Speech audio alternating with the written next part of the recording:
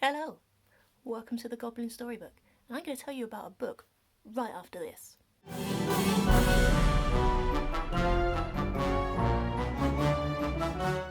Hello, I'm Lou. Welcome to the Goblin Storybook. That was a new intro because before the intro was like 30 seconds long, and nobody wants to watch a random animation thing for 30 seconds. Anyway, today is a very special edition of So I Read, as it is part of the book tour for We Break Immortals by Thomas Howard Riley. This is my copy right here. The annoying thing with this book is that the jacket was put on and it doesn't line up properly, and I need to fix it, but I don't know if when I fix it am I going to make it worse. So anyway, I've been talking to Thomas on Twitter quite a bit, and over the last few months he's been weeks, I don't know, he's been sharing like some first lines from chapters and stuff, and I just got really excited about the book. And then when I saw that there was this book tour happening, I had to sign up and get involved. So here we are. This is We Break Immortals.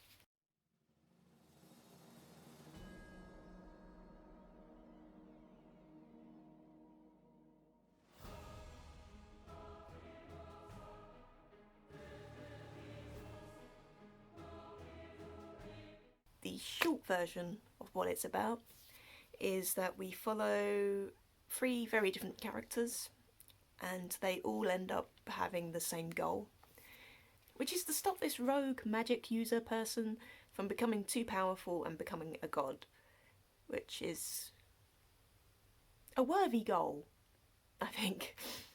So I'm just going to tell you a bit about each of the 3 main guys, and a bit about what I really enjoyed about the book, and something that made me giggle every time I read it. So first of all, the characters. I'm going to start with Corin, because I feel like he's the easiest to talk about. He is a soldier, and he could be summed up by saying he likes booze, he likes women, and he likes swords. And yeah, he's a cool dude. So his chapters at times seem to include a little bit of humour, which was great considering like this is a big mighty tome of a book. Then we have Aaron, or I'm assuming I'm pronouncing these names right. And Aaron is what's called a tracer, and he's like this law-abiding guy who hunts down these naughty rogue magic users and basically sends them to their deaths.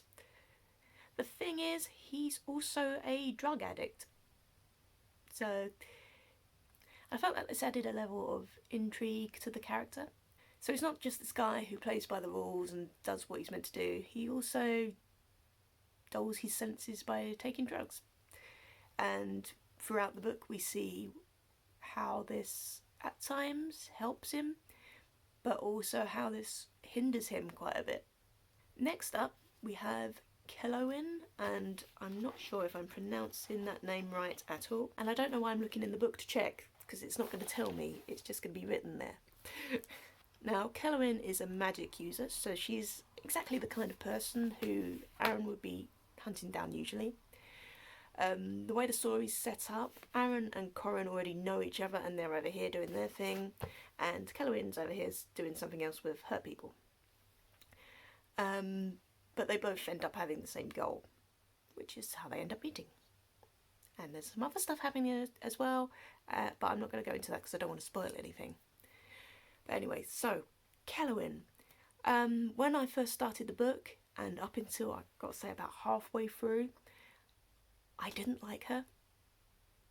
I couldn't connect with her at all. That's not to say I didn't like reading about her. I did enjoy that, but I couldn't relate to her. She was impulsive and selfish, and she'd do things that would put her mission in jeopardy and put her friends and the people she was working with in danger. Like they could die through her mistakes, and like it would get to her chapters and I'd just be like, what's she gonna do now? She's gonna kill them all. And it got to the point where I was like, am I meant to be sympathising with her? Am I meant to have empathy with her? And I couldn't work it out. Sorry, coffee break.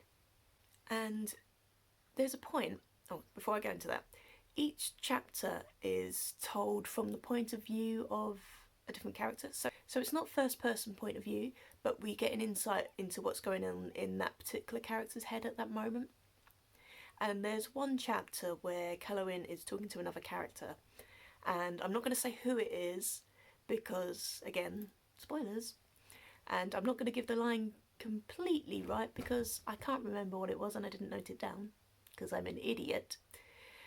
But the other character says something along the lines of, people like you more than you like yourself, to Kilowin, and after that it just kind of clicked with me.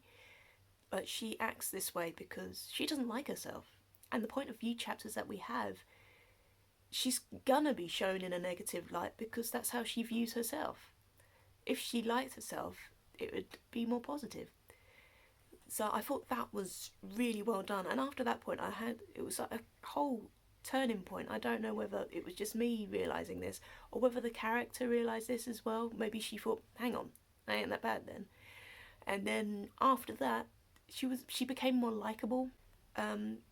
Honourable mention here, he's not a main character, but, and again I'm going to butcher this name, I'm so sorry Thomas, Redivir.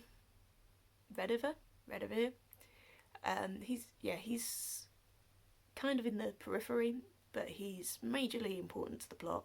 He's majorly important to pretty much most of the stuff that happens.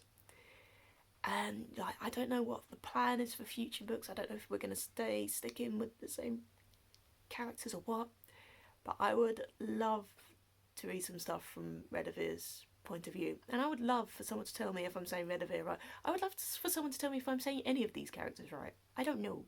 I'm making this up as I go along. But yeah, his main mission is to track down these lost artifacts which the naughty rogue magic user is using to increase his powers. And I'd love to maybe see, like, I don't know, a side quest or something where we see him going off and finding all these other clues, or I don't know. I just like reading about him, and there were points when he was in danger and I was scared. That might be spoilery. Sorry. Moving on. So yes, that's the characters done. Really well written. Speaking of well written, the world building is... Right, this is a new hood, and it kind of makes me look like a pixie, which is really cool, but it's also really heavy, so every time I talk it just slips back. So if you see me fiddling with it, that's why. Anyway, so I can't remember what I was saying. I think world building. So world building. Yeah, it's phenomenal. I get the feeling that Thomas knows every inch of this world. Like, you could go up to him asking about the money system or the different religions or magic or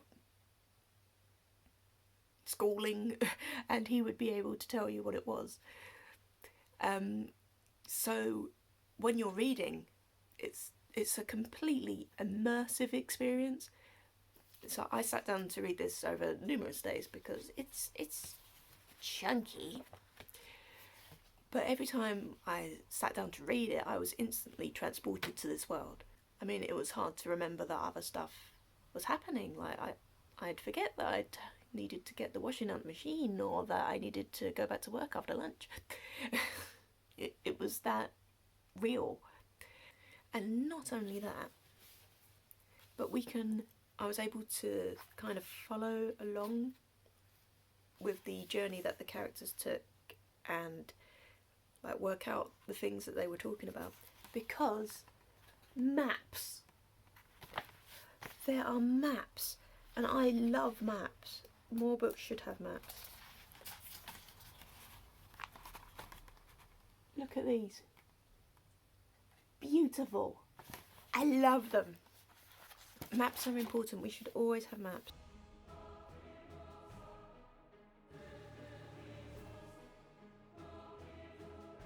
So, yes.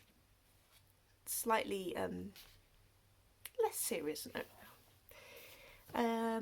There was something that made me laugh a fair bit in this book, and it's to do with money. Like I mentioned world building and we've got money and stuff. And the characters, I don't know whether it's the actual official name of the money or just like what the characters call it. So in Britain we have the pound, but we might say quid as slang, so I don't know whether it's the actual name for the money or whether it's like the slang term for the money.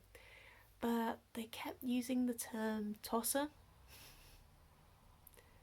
It's like, here, I just pay with some tossers for this ale. That's not a line from the book, but it was an example. And I don't know if it's the same anywhere else, but in Britain, tosser is an insult. But then again, in Britain, we do call each other insults all the time, but in as terms of endearment. If you're from Britain, you're going to know what tosser means. If you're not from Britain and you don't know what tosser means, you can easily look that up. But yeah, it did mean every time I saw it, I giggled like a child. So that was good. So what I've been trying to do with these So I Read videos is say like what I liked, what I didn't like, and then whether I recommend it. And I really struggle with books to find things that I don't like a lot of the time, because I'm good at picking out books that I'm going to enjoy. Like I know me. The only thing I can think of with this is that there's not enough Redivir. I want more Redivir, that's the only thing I can think of. Other than that, it's well paced. Even though it's a long book, it goes slowly when it needs to, you get full on action when you need it.